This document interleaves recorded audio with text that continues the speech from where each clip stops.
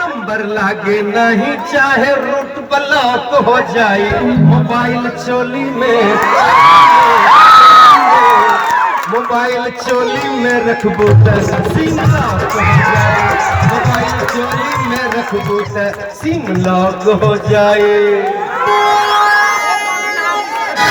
Number लागे नहीं pi root block हो जाए,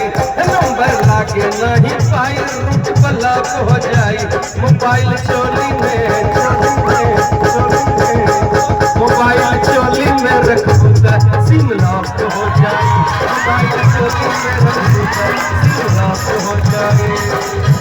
मोबाइल चोली में रखबू त सिम लॉक हो जाए, मोबाइल चोली में रखबू त सिम लॉक हो जाए।